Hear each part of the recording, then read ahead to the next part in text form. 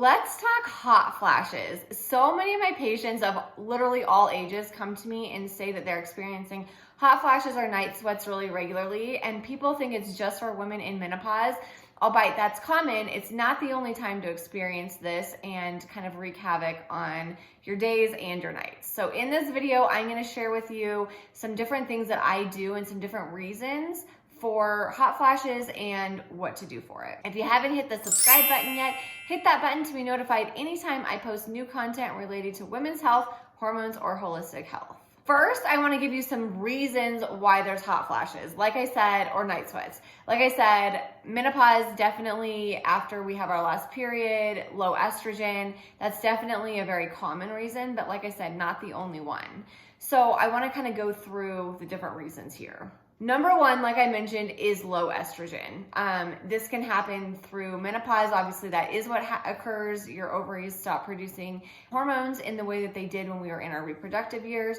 But also, if you are over-exercising, very stressed out, under-eating, kind of in this burnout stage, it's not uncommon for women to have low estrogen even in their reproductive ages. There are certain conditions where women lose their periods called hypothalamic amenorrhea or high prolactin levels or prolactinemia, where this can actually occur too. So if you are, having really light periods, not ovulating, or not having a period at all and having these hot flashes, no matter your age, go get your estradiol checked so that you can know if this is the reason for your hot flashes and night sweats. Number two, something that we don't think about very regularly, but is definitely common, is cortisol or stress. Stress definitely heats up the body and can cause a lot of warmth and sweats, night sweats, hot flashes, all the things. So if you do not have low estrogen, you're having a normal cycle, you're not postmenopausal, and you're having a lot of stress in your life, this might be the culprit. Number three is blood sugar. If you are constantly riding this blood sugar roller coaster where you are eating a lot of refined carbohydrates, your hemoglobin A1C number on your blood work might be closer to like pre-diabetic or diabetic. If you are constantly feeling hypoglycemic symptoms like hangry, irritability, insomnia, hard time sleeping, any of these things, blood sugar might be the culprit. So to check your blood sugar, I recommend not looking at a glucose monitor and getting every single high and low in there. Go to the doctor or go to directlabs.com is another great place where you can get blood work done without your physician and get an A1C number. This is a 90-day snapshot into your fasting blood glucose. And so it can give you a great average of where you've been without sort of having to do continuous blood glucose monitoring. I don't think that's helpful. I did a video all about, the wellness industry creating this complexity, and I think that's part of it. So just go get an A1C number checked at your doctor if you're wondering what your blood sugar is. I actually recommend doing that yearly at your yearly exam anyways to just kind of know, because blood sugar is super important in how we feel on a daily basis, our hormones, inflammatory levels, all these different things. Number four, medication side effects. There are lots and lots of different medications, from antidepressants to blood thinners to blood pressure medications, all the different things that can cause hot flashes. So if you've recently started taking something new and started getting hot flashes or night sweats, that might be the culprit. Number five is PMS time. At the end of our cycle, we have a drop in hormones to kind of bottom out your estrogen and progesterone and get ready for a new cycle. So if you're noticing, hot flashes or night sweats in, the few days before your cycle, it's probably this swing in hormones that's happening in that luteal phase. The biggest thing with hot flashes and night sweats, like we've seen, is there are numerous reasons for them. And so like everything I mentioned, we can treat these things, but we just need to know the right cause. So like I said, if you're struggling with this and unsure why, get an estrogen panel done, get a hemoglobin A1C for blood sugar, look at your stress, kind of do an inventory, Look at when these things started. Look at how often it's happening. Tracking it in your cycle, your monthly menstrual cycle, to see if that might be the few days before your period, you're getting these, and then it's better. There are things that we can do to treat that for sure, hormonally, even if you are cycling. But it is important to know, like, okay, yep, it's these 3 days, or it's these 5 days, or it's this one night before my period. And that can be really helpful at the treatment. Okay, so let's talk about what to do. I have a couple things. Again, this is not medical advice. Please always consult with your physician or doctor, practitioner, whoever, to make sure that this all is fine for you, doesn't interact with anything you're taking or any medical conditions. But for menopause, there's a few things that I really like to do.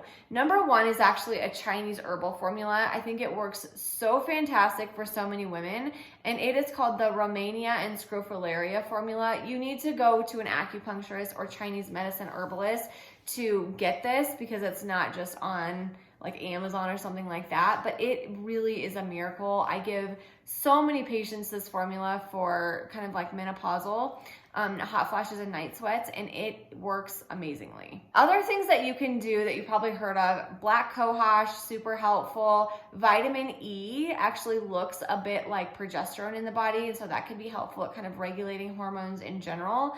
Evening primrose oil has been known to help reduce hot flashes and night sweats. And there's a product that's called Estrogen, which is, I've actually seen a lot of OBs prescribe this to my patients too, which is just rhubarb. And you can take it for about 30 days. So all of these things you want to give time to work. It's not necessarily going to be like an Advil where you take it that day and that night you're all better. You really want to give it, 30, 60 days sometimes to really get in your system and see how it works. Stress is such a nuanced conversation, you guys. I talk about this literally all the time. I talked about how to get out of fight or flight in this video, so go look at that. There are herbs and supplements that help with stress, but in my opinion, out supplementing stress is never going to be possible. We have to sort of get to the bottom of what's going on. And I had this conversation yesterday with a patient. It's not the stressors that are causing it, it's more how your brain is perceiving it. So if your brain is constantly hypervigilant, perceiving your world as very dangerous and scary and everything, catastrophic, all of that stuff, it's going to put on the fight or flight response way more than it needs to for things that should be seemingly safe. So my example to her was, being late with the kids. That was a trigger for her. She's always running around trying to get the kids out the door, and being late feels really dangerous and scary. And so the thought was to sort of open up the curtain, pull it open, and ask yourself, what is the worst thing that's going to happen? The worst thing that's going to happen if you're late to school, you walk your kids in, you sign the paper, and send them on their way. Not ideal, don't want to do it every day, but not a huge deal in the big scheme of life. And so some of these things are just literally kind of pulling open the curtain and asking yourself, like, what is actually the worst case scenario here? Because I think a lot of us just run on autopilot and don't really think about that. I also think that Dan Buglio, who is with Pain For You, he's wonderful at talking about these things, but he talks about this a lot, sending yourself messages of safety versus danger. So if you're constantly somebody who is sending messages of, this is so horrible, this is bad, we have to hurry, I'm overwhelmed, I'm stressed, I'm driving fast, everything's rushed, everything's chaotic, that's all a sign and a signal to your brain to kind of step it up for you, compensate with the fight or flight response. Versus if you're somebody who can slow down a little bit, and this is my life's work too, breathing slower, eating slower, walking slower, driving slower. These are all messages that you would give your brain if you were not being chased by a bear, that everything's fine, we're safe, we're content, not anything crazy is happening. Now, it doesn't have to mean that everything's perfect either, but we do need to give our brain, the signal that normal things like working or driving are not super dangerous and don't need to rev up our nervous system for that reason. So I think, in terms of the stress conversation, this is I could go on for days about this, but in terms of it, it really is so much about taking an inventory of where this is coming from. Like, maybe you even need to write out a list of like, what's making your life so hard right now?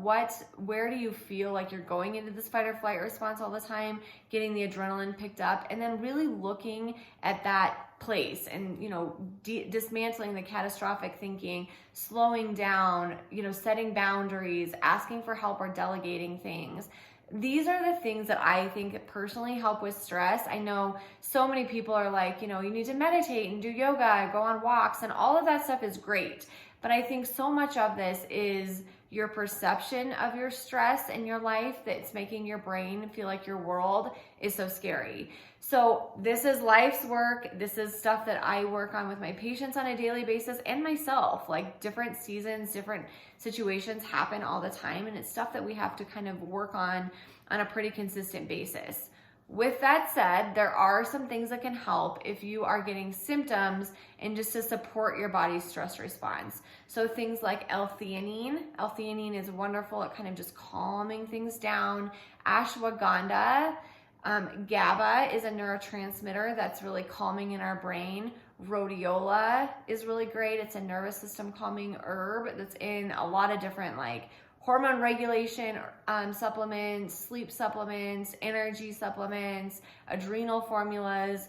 So you can work with somebody to kind of figure out the right combination for you as well. But these things are great at just sort of like calming things down. The next thing I want to talk about is blood sugar regulation. So we talk about this quite a bit on this channel, but there's several like lifestyle things that you need to do for blood sugar regulation. Number one, strength training and exercise is super helpful for that. So if you're not moving and your blood sugar's off, your A1C is closer to like the pre-diabetic realm. I like to see A1C around 5-ish. And if it's significantly higher than that, it's probably something that we need to work on a bit. So making sure that you're strength training, you're moving, you're getting your walking in, your steps in each day, super helpful. In terms of nutrition, making sure you're filling your plates with a protein, fat, and fiber. This is the most balanced way to eat in terms of micronutrients or macronutrients, and can be really helpful at kind of regulating that blood sugar so that you're not riding this huge roller coaster all the time. Each one has a purpose, the protein, fat, and fiber, and they're all work great in combination with each other.